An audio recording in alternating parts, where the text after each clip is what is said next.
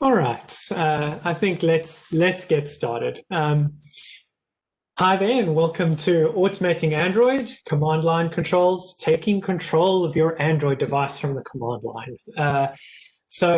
My name is Quintin Balsdon. I've been developing Android apps since 2011. I started off with a brief stint in Xamarin, and then I quickly went native, and I've been doing native development pretty much since then. I've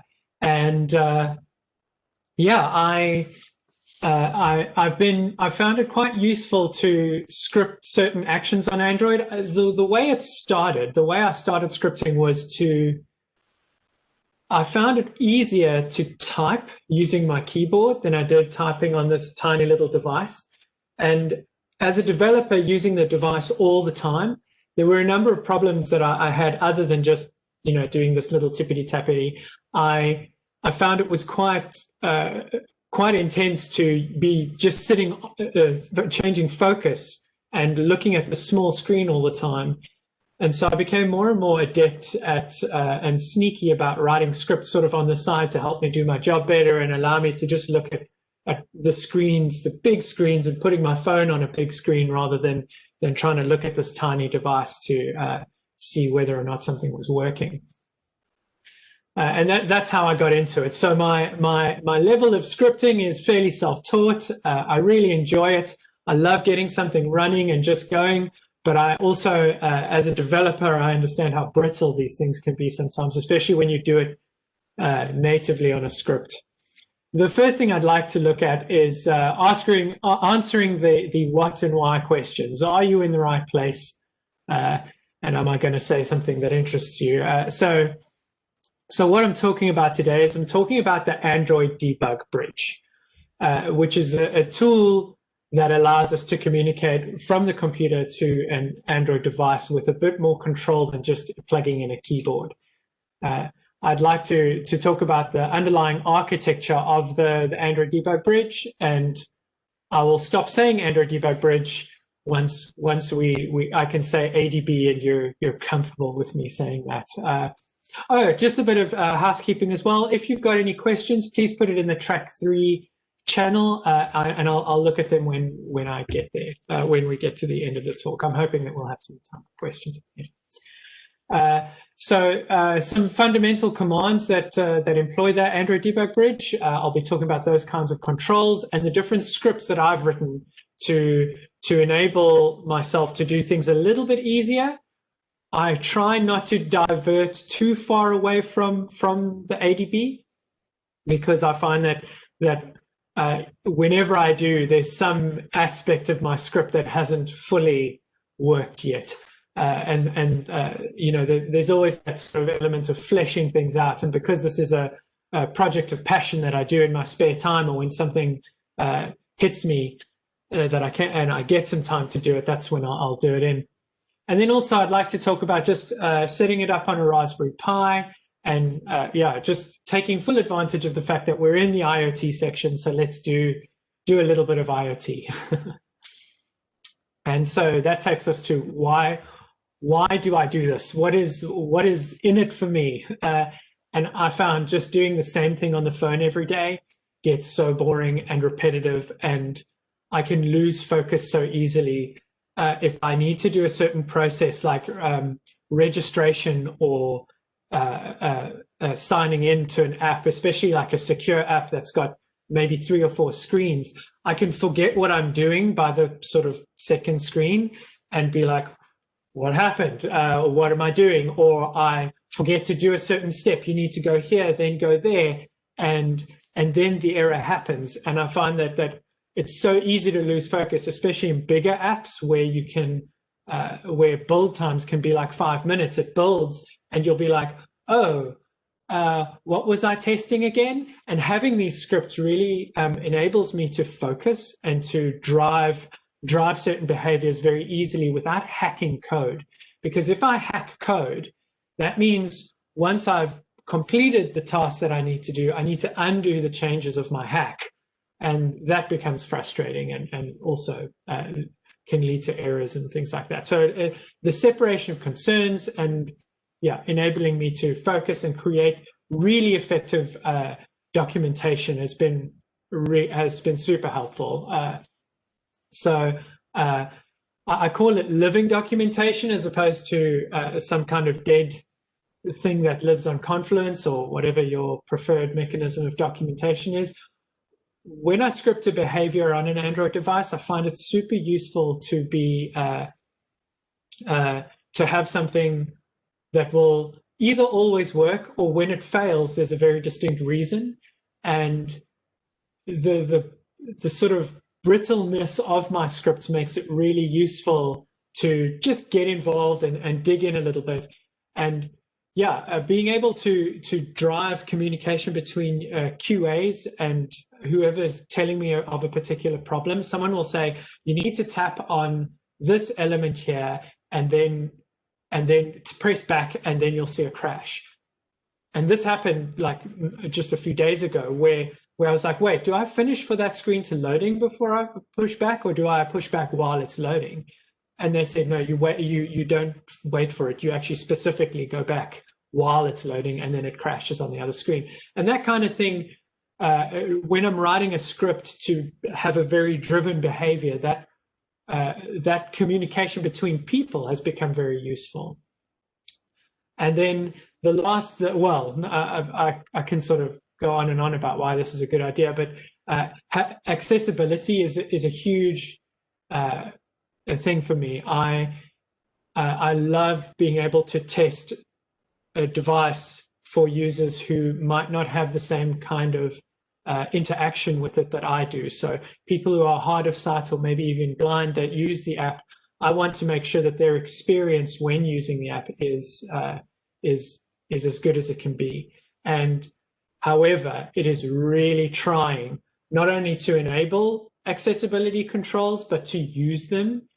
And then especially in this day and age where your phone is talking to you and you might be on a conference call, as you turn it on, the phone just starts blabbering, and it becomes quite intense to focus on a conversation. So enabling accessibility lets me turn down the volume a little bit, and the controls are exactly the same using the ADB, as opposed to having to swipe to focus on a control, double tap instead of single tap a button, that kind of thing. But also accessing things that might be more or less difficult to get to, turning Wi-Fi on and off. I'm constantly toggling Wi-Fi accessibility controls, Bluetooth. I want to be able to turn these on and off very quickly, and especially when you're trying to do a demo, it becomes useful to script that kind of action. I know Wi-Fi, you can just drag the tray from the top, but again, as a developer, I'm worried about causing a refresh on the app and not being able to test something effectively. And I know that there are other libraries that can do this. If you want to look into them, there's things like Monkey Runner, which seems to have been abandoned or not used very much. There's Android View Client, or Culebra, which I found has got a lot of dependencies, and it was going to take me a lot of time just to get installed and going. So I kind of moved away from that. And there are quite a lot of Python interfaces that use pretty much the same things that I use in Bash or Shell. I still haven't really figured out too much of the difference of what I'm doing in Bash and Shell yet, to be honest. And the main reason I use just a Linux terminal is to understand how it works. I'm really interested in removing interfaces between me and the real thing, and understanding what's going on the device. And anything I put in between me and that is just going to cause problems. I've got a link to my GitHub repo below. That will be coming up again, so you don't have to worry about it too much. I will put it on the channel as well.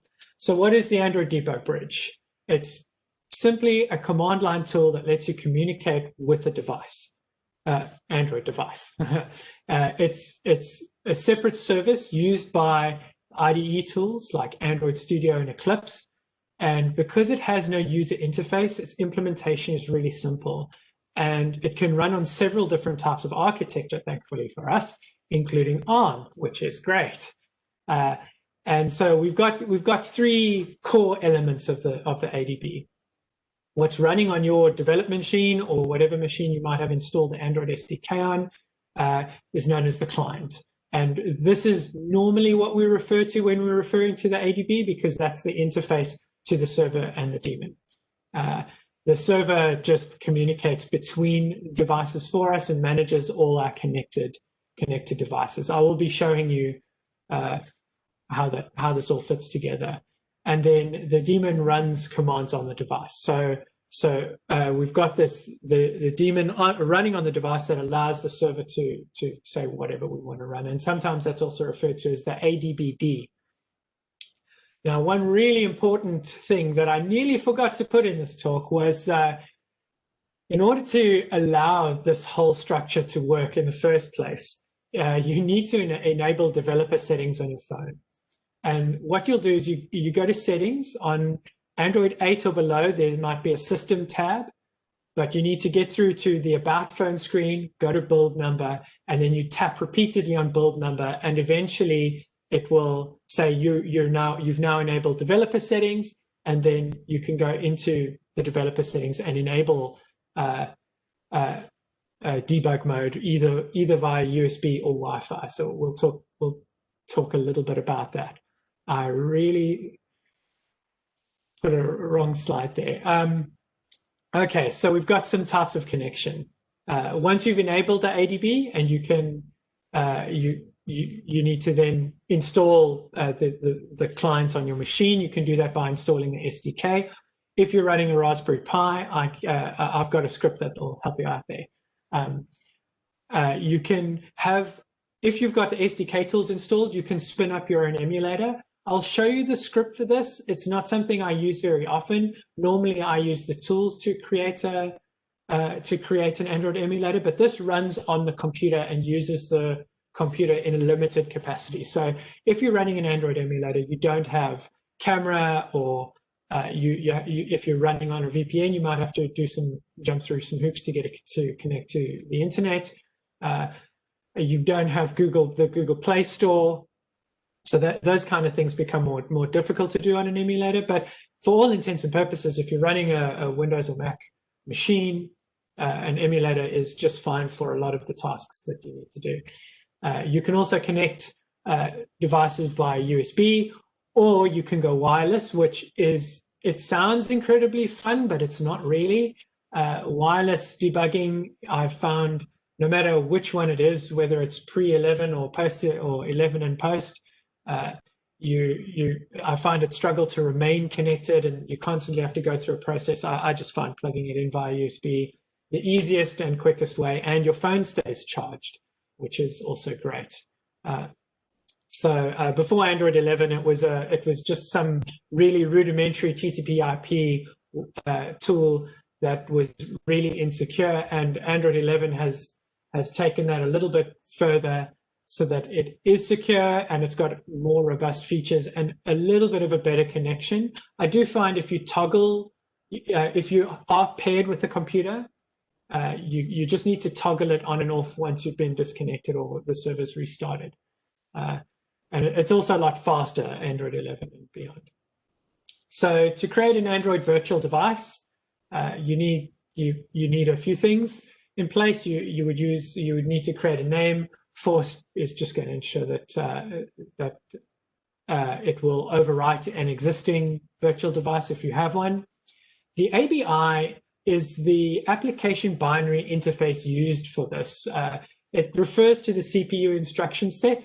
I haven't found it particularly pertinent.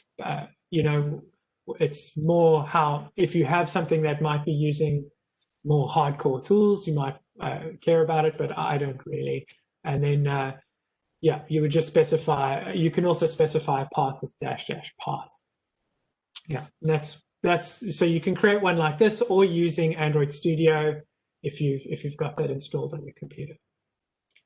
So getting to the real scripts that I deal with, these are the bread and butter scripts. This is now using the Android Debug Bridge to perform different actions. And I used to do ADB kill server, start server all the time to just ensure whether devices are connected or not.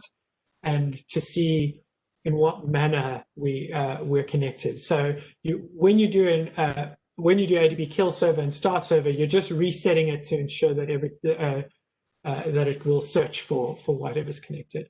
ADB devices will list the devices that are connected and how they're connected. So you can see the serial number and the mechanism that they're connected, and you can also see whether they're online or offline. This is really useful. If you can't see any devices, it might be that you haven't enabled developer mode, or you might not have enabled wireless debugging or USB debugging. Once you've enabled that, your phone will say, hey, do you trust this computer that you're connected to? At that point, ADB devices might return offline or unavailable. And then once you trust the computer, it will say, hey, do you want to enable it? And you can enable it, and then you can get the device will then say online. A really important flag that I've noticed in this is -s device, and the device name there is the serial number that comes back from ADB devices. This exec out UI automated dump is a really, really useful command to run. However, it is super expensive. This is the frame on which I build all my other scripts. What this does is it spits out whatever's on the UI in a sort of post-processed XML file. XML file, and it's a list of nodes that can be quite difficult to parse through. But once you can understand what this exec out UI automated dump is doing, it's super cool to be able to find out what text is displaying on what element and that kind of thing. I will be showing you all of this practically in the demo. And then some other scripts I use to list packages. PM is your package manager, and you can look at installed apps and services that are on the phone.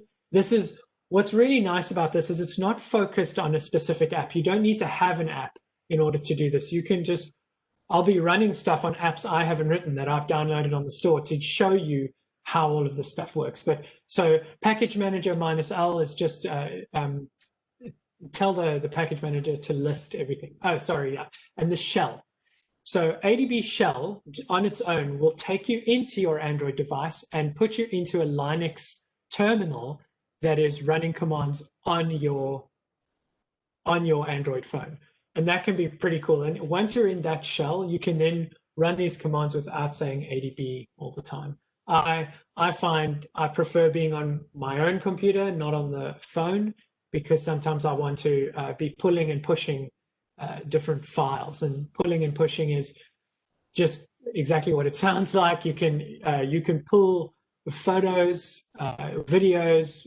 You can pull the entire Android app off of your phone and it's store it on your computer. Pull and push is kind of turning your Android device into a really complicated USB drive, which is useful if that's what you want, but probably not probably not. If you just want a USB, there's other apps to do better things. One of the best tools I've found that I use a lot is Genie Mobile's SCR CPY. I think it stands for screen copy.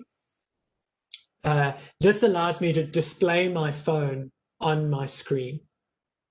And it also allows me to use the phone with my mouse and use my keyboard straight onto the screen without having to do ADB shell, key event input type, that kind of thing.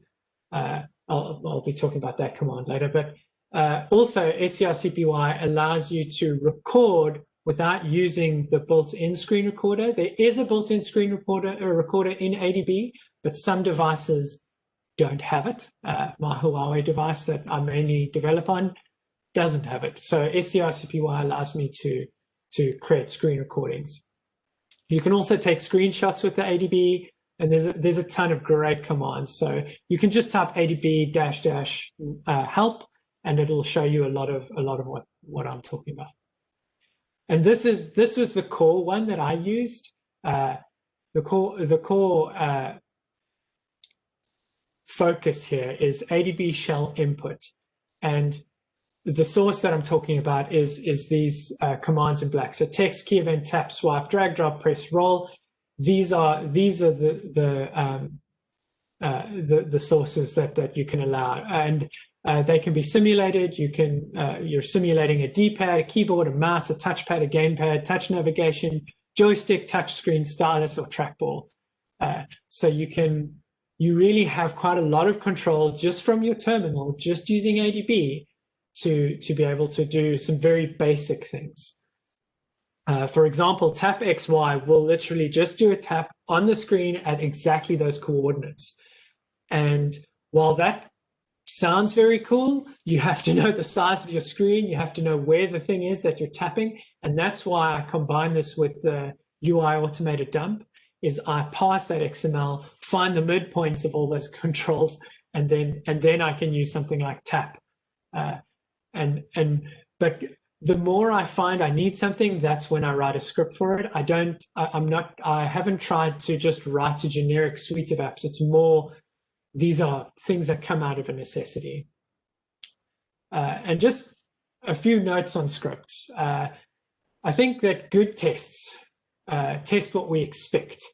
Great tests attempt to disprove assumptions.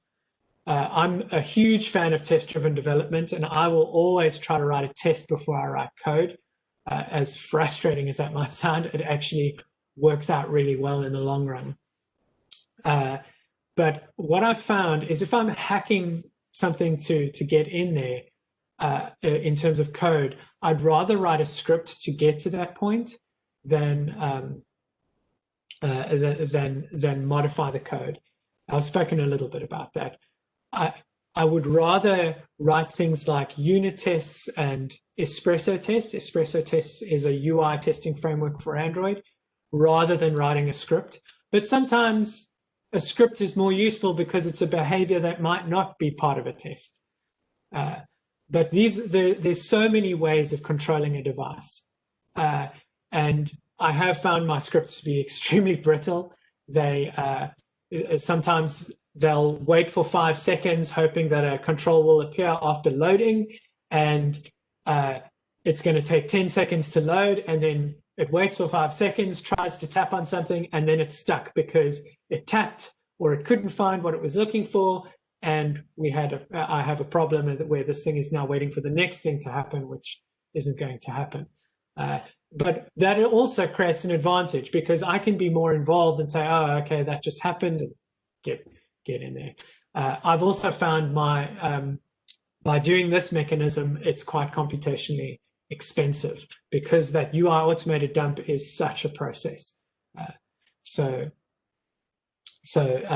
this is not a replacement, is what I'm saying. I'm not trying to start a revolution in terms of Android testing. And so another aspect, something that Android really does bring to the table, is there's so many ways of doing the same thing. It can be quite daunting. What I've put in the center here is XML. Android XML is currently the best way to assume that in which a screen has been written. When you get to an app that's been downloaded off the store, you don't know what was used to write it. It could have been written in Flutter, Cordova, Xamarin, or even Jetpack Compose, which is a new one that's coming out. And I'm going to try, in the demo, I'm going to try and show you how these things play out. I will also show you what it looks like, what Android XML looks like before we run an app. And then we can start looking at what the output of the UI automated dump can look like. Xamarin Forms, I think I have an app for that. Cordova, sometimes it just renders in a web view and you might not find it. Sometimes it might render a native component that you can use. So I would say the brittleness is not only on my side, but also on Android's side a little bit, because there are so many different ways. And as time progresses, Jetpack Compose is going to become the new way of doing Android UIs. But thankfully, my scripts work. So I'll show you a little bit about what that change looks like. So what scripts have I written? I basically put all my scripts into my bash profile. The repo's name is Talos, and I've got a whole bunch of scripts that enable and disable different features like Wi-Fi, talkback, Bluetooth. I've got one that will run a command on a whole bunch of devices. So I can say run on all, and whatever's connected, I will connect. I can run a command that says tap on the middle of this component on all these devices. So if they have a different screen size and the XY coordinates of that control are different, I can then use that. And then a mid of is kind of an intermediary one that will determine the middle of a control. I'll show you how that can become useful. And swipe to and swipe, then tap, tap, wait for. These, I try to make it as English language sounding as possible, because when I script it, I like the idea of actually communicating with people, this is what is happening. And when I read a script and come back to it after years or months of doing a particular action, I want to be able to see, oh, this is the registration process, or oh, this was the login process. So yeah, and for example, like Android has another factor in its sort of playbook, in that different actions can happen differently for different OEMs. So a Samsung device might behave differently to a Huawei, a Pixel. All of these different devices are very subject to fragmentation, which makes this a problem worth solving. So I'd like to show you a demo. I'm just skipping over my demo time slide because that's all it says. But the first thing I'd like to show you is the current state of the nation. What we've got here is an Android project, and I would like to show you how a layout is formed, or how we describe layouts currently.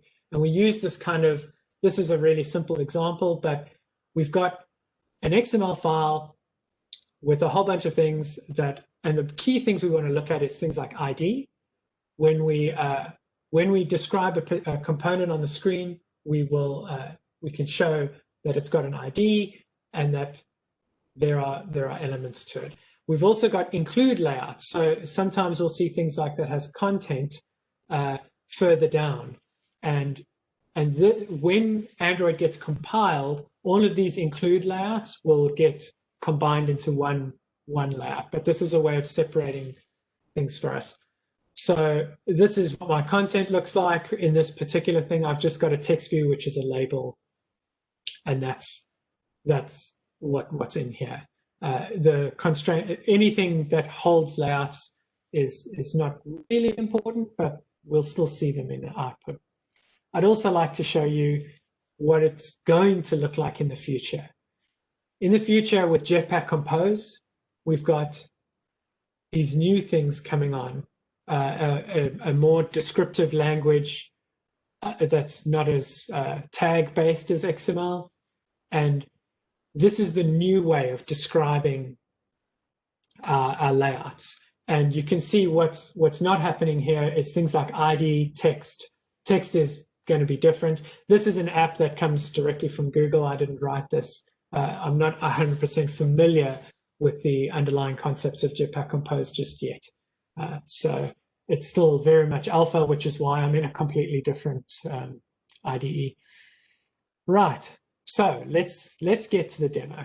I've got a whole bunch of lovely screens here that I'd like to show you, and I've got my phone loaded up. I'm hoping it's all coming through for you because I've got a screen loaded so I can see it's coming onto the WebEx. So if there's a problem, maybe just try refreshing. So I like loading up a few screens. What I do generally every morning when I log in is I might want to open up my device. So I might want to make sure that it's unlocked and ready. Now, what I can do, I'll do this here. I'll show you ADB devices. And I can see that this device is connected. it is connected via a cable, so there's no Wi-Fi connection on there. A Wi-Fi connection generally looks a little bit more garbled, especially on Android 11. But I know that my phone is connected. I just can't see it on my desktop yet.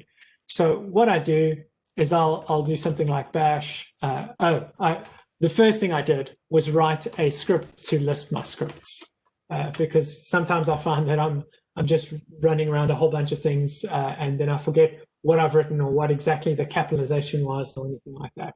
This is a big tip I can give you, is try and be as organized if you are going to get into scripting as possible. It just helps more and more. And then another helper script that I've got is key codes. So I can just run bash key codes. These are the different keys that you can send as a key event to your device. I use this in combination with grep. So if I'm looking for enter, I'll be like, okay, I just want the enter key, and I can see, okay, D-pad enters 23 and enter is key code enter. You can also use the what's in between the inverted commas to do it. If I wanted to see what the home button was, I know by heart that that's 3, because I don't like typing key code home. I'd rather just type 3 than pressing it. But yeah, so I've come in the morning. I want to open up my device. It's locked, but it's plugged in. So what I'll do is I can type bash unlock with swipe. And what unlock with swipe will do is it will it takes a password, which I've made pi because it's fun, and then I kind of want to run strcpy,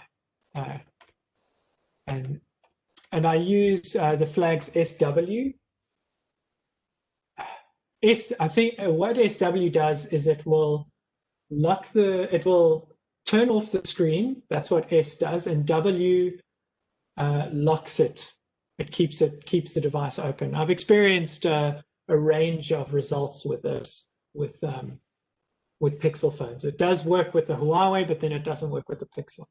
And I'll run my little script here. I'm going to rerun it again anyway, and hopefully it runs. And I just need to bring it into this screen, and I get this lovely black box, which I just need to click in, and then it should work. Yeah, there we go. And now I've opened some kind of app, which I don't want. So I can say adb shell input key event 3. I just type that in, and I've pushed the home button, and I've come back to all my apps. And yeah, so I've realized now that I've put I ran that in the wrong thing. So I'm just going to run strcpy here rather, so that, and now my phone is all there. So yeah, the first script that I wrote was just something to unlock my device, because I hated typing it in all the time, and it was just really annoying. And all the apps with their little Android icons are just little rubbish things that I've written over a period of time for whatever reason. And then I've downloaded a few for our testing enjoyment, or our scripting enjoyment. So yeah, the next thing I'd like to show you is how we can find different apps. So one of the things that I've written in my script, I'll just be running this all the time, so you can see what I'm doing. For example, you can see here that Bluetooth is probably on. Sorry, I need to move that. So we've got Bluetooth on, for example, and so I can say bash Bluetooth -D, and I get some kind of garbled output, which is fantastic. It's probably something going wrong. Demo God's not on my side here. Let's do talkback. Talkback is the more complicated one anyway. And now I've enabled talkback. So now when I start interacting with my phone, oh, you won't hear it because I put it on silent because I didn't want it disturbing the talk. Oh, there we go. Yeah, and it just starts talking. And then normally, as an accessibility user, you would start swiping left because this green box needs to move with swipes. So the input to the phone screen has now become different. Because I've turned off the screen, I can't actually interact with it. So no matter what I tap on the screen, it's not going to work. However, I can still interact with the device normally, but I'm going to turn TalkBack off now. And this is the easy thing, is the device is kind of behind my computer and far away from me, and I don't need to worry about it, which is a really useful aspect of these scripts. And also being able to disable TalkBack while you're trying to talk is very, very useful. Yeah, I'm very confused about this Bluetooth thing. It's kind of disturbing me, so I'm going to clear this. But yeah, like I said, they're brittle. They're still a work in progress. ADB is the main focus here. So what I'd like to do is show you a script, for example, that I wrote for an app. I wonder if that app is in the right state. Probably isn't. It's probably just going to crash or do nothing. Oh no, great. So I've written an app to list all the other apps on the device, and I've written this little script here to demonstrate just something quick so that I can get on there. So the first thing I want to do, my scripts on Mac generally work with Bash or with SH, so you might see me flipping in between. I've been using SH forever, and then when I try to run it on a Pi, it was all like, no, Bash, Bash, Bash. So I'm still kind of learning the differences, but at least when it works on a Pi, it will work with Bash. but it's still a work in progress. So excuse me for my ignorance there. But for this one, for example, what I want to do is the first thing I want to do is be able to write scripts that are useful. And so I've written a lot of scripts that enable me to see what's going on. So one of the things I do is I have fetch UI. And what fetch UI will do is just dump out onto the screen the result of our app being deployed on the phone. And just looking at this and thinking about how things looked on Android, you can see the difference. Everything is just a node with an index, text, resource ID, class, package, checkable, checked, that kind of thing. And it's got this bounds element, which is really useful. This is a result of me trying to parse the results of UI automated dump just a little bit. This is like the first step of that. And so fetch UI has become is something that happens. It just does the parsing of the XML that comes from UI automated dump. I think if I had to cat it, repo, let's tell us scripts, fetch UI, right? All it really does is it finds the device, will get the raw XML from ADB, and then it will echo that to Tidy, which I found is not great. Tidy is not working fantastically on the Raspberry Pi. This needs a bit more work anyway. So things are going. But fetch UI is something really, really basic. And then what I did is I wrote another script that does something a little bit more useful with fetch UI. And so I've got list elements. What list elements does is it'll take an attribute that I want to see the elements of, and it will display the mid positions of that on there. So with list elements, I can say I want to see all the resource IDs. Now, what's useful about using a resource ID is it's not the text that's displayed on the screen. It is the reference that refers to something in the XML. So for example, you'll see there's a lot of app app name, app icon, but here's filter, right? This particular app is called manifest, so don't allow that to confuse you with an Android actual manifest. But this ID/filter, this is the name of the app, and then this is the ID that was given to that particular element. So if I go into the raw XML, I will be able to find that particular layout. It's just activity main. You know what? When in doubt, you can just look for home fragments. We can look for the filter here. Right. So here is that ID specified. Right. And then we've got an app list inside a recycler view. So what's really useful about that is we can use that to write something. So now I've got this my app script, which will hopefully make a little bit more sense. It takes a name, it looks for the filter attribute, it will then type that name in there, and then I will tap on the element called app name, as opposed to tapping onto something that has, because if I look for Chrome, for example, Chrome is going to then exist in two places. It's going to exist inside that text box filter, and it's going to exist on the app called Chrome.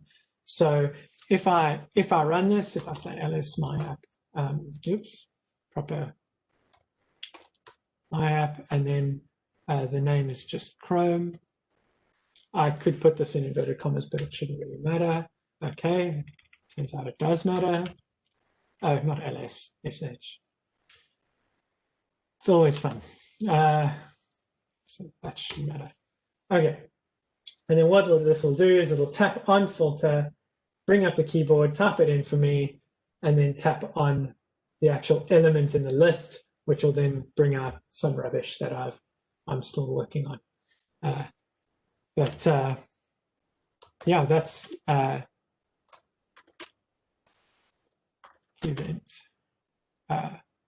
key event 3 will take us back home.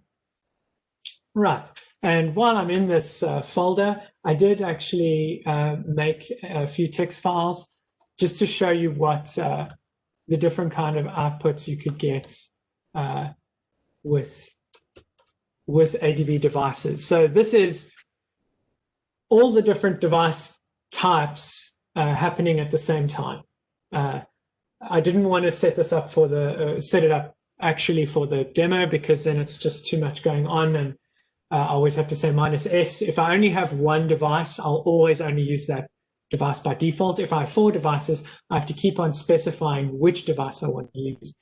This is a result of having the top one, the YKCN one, is my Huawei device. The one on 2.168 is a pre-Android 11 wireless connection. The third one is a Android 11 wireless connection. And then the last one is an emulator. And emulators mostly will have this 5554 or 5555, some kind of port involved. And it's telling me that all of them are connected and online already. Right. So just trying to see here. Yeah. So yeah, these are all the scripts that I've been doing and working with. It's fairly useful to me to be able to do this. The last thing I'd like to show you is just a little bit of Raspberry Pi. So my Google Pixel device is always fun. It's not displaying currently. So, and even when I click in here, clicking through the VNC, what I like about this idea, about hosting my app on a Raspberry Pi, is I can then share this remotely with somebody else. And using these scripts, we can communicate or use the device in an effective way. And I could share, for example, what I could say to a QA, hey, log on to my Raspberry Pi use the device, make this happen, and maybe even have something recording in the background. That's a pipe dream of mine at the moment, is being able to record the actions. There is a mechanism for doing this, but it's not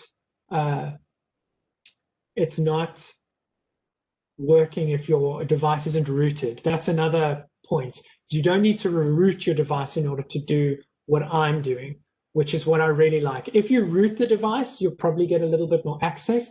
And if you use an emulator, I think the emulator is rooted, so you get a few more commands and controls. There are a few more things you can do once the device is rooted. But when I test and I write apps, I'm writing apps for people who may not have rooted their device. So I don't want to do something to my device that changes that. Yeah, so just I've got a few things here. I can turn off that screen because it's not useful yet. But let me log in. Oh, let's turn on the screen again. We'll see it come through. There's my Pixel device saying hello. Let's get back to it. And then I can log in. And with what I found with the Google Pixel is I have to put in enter after I type in the password with the script. So I just kind of remember to do that. But I can do most of my actions on here. And sorry, I've realized that there's something else I haven't shown you. So yes, it works on a Raspberry Pi. There are some helpful scripts. Let me get out of this. I have written one-liner scripts for Raspberry Pi because that's how I roll when it comes to Raspberry Pi. To install the ADB, you can just copy and paste this function from my repo. Let me zoom in on it. A little bit long, but it's mainly just a script that you can get off of my repo. I will share the link in the track. And so setting up the ADB is one thing, and setting up SCR copy is another.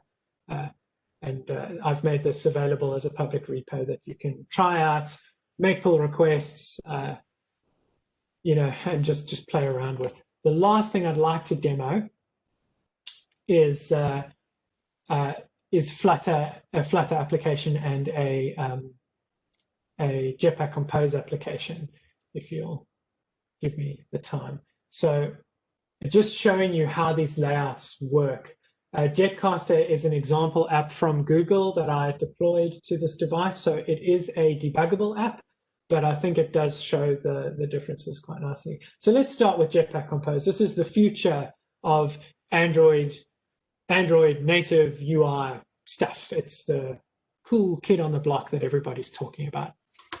So I can say, well, Alice, let's type Alice scripts so we can see what scripts there are. And let's go for list elements, because list elements, we can see what the IDs are, or we can look at the text.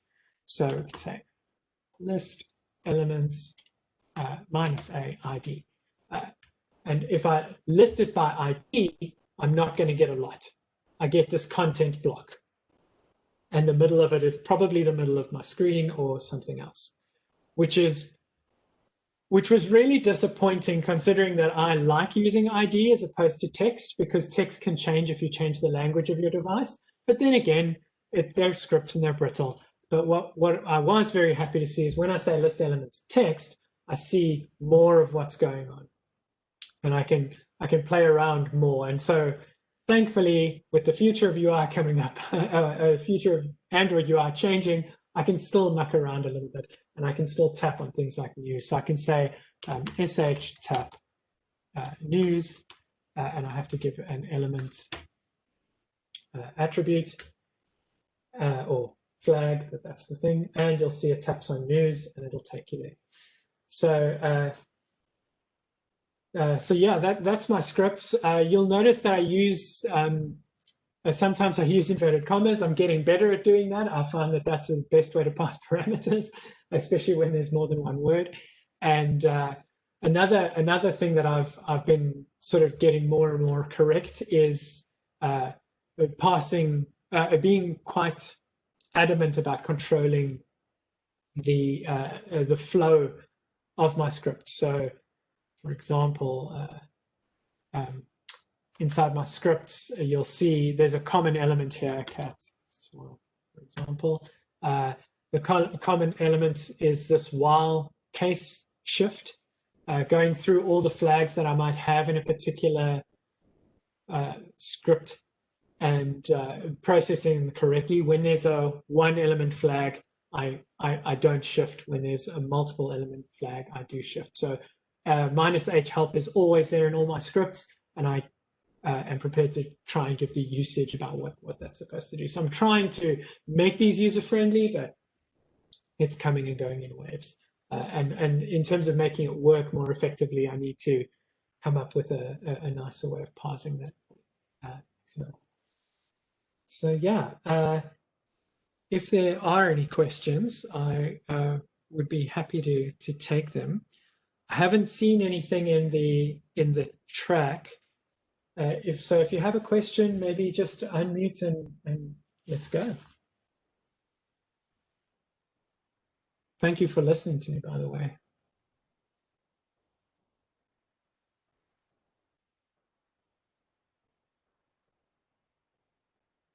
Thank you.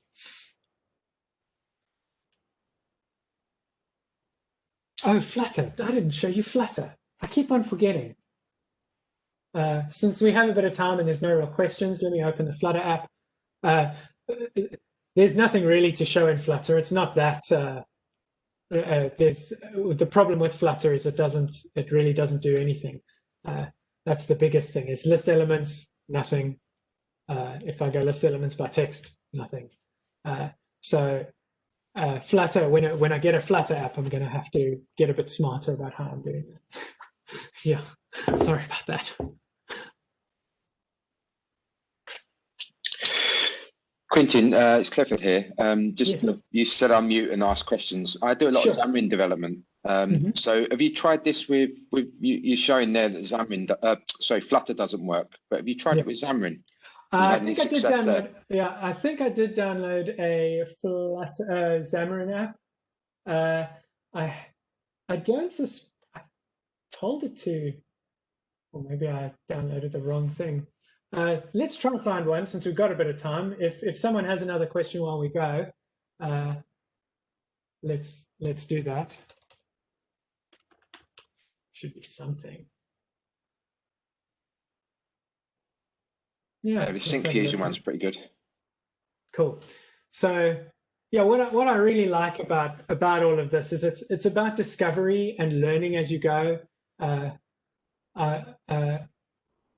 Yeah, and just trying different things. It's really just been a passion of progress, and when you come up with a hiccup, you carry on going. So this is Sync Fusion. Let's see it on the screen here.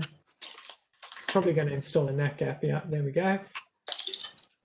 So we've got Xamarin Forms. The reason why I specifically went with Xamarin Forms, just so you know, is Xamarin Forms is the cross-platform UI, as opposed to I think you can do native UI with Xamarin as well. You can, yes. I tend to use Xamarin Forms as well, and that's the one that's of most interest to me. Yeah, there we go. So Xamarin Forms, we can see most of what's going on here. Let's see what we get with ID. What I really like about my tap script, for example, this is great. Yeah, we can just go straight. So we can go sh tap search bar. Oh, -e. I always get caught up on my own scripts. Search bar. We can tap on that. It should. Oh well, it's through an error, but it's still got there. And then I can say ADB shall input text. Let's search for, I don't know, let's search for chart since it's there on the screen. Let's type in chart, works fine. And then we can say ADB shall input key event 66. And there we go.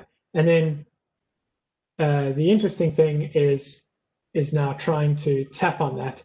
Let's try and tap on chart with a capital. See if that doesn't work. It should be, yeah, there we go, into charts, loading examples, but right. So thankfully Xamarin Forms works. Yeah, that's awesome, because it's a great way to do kind of putting together a test UI, so that you can write out a script that tests through your app and then just run it and just make sure it runs every time. Yeah, and especially for integration tests, I think this would be so useful.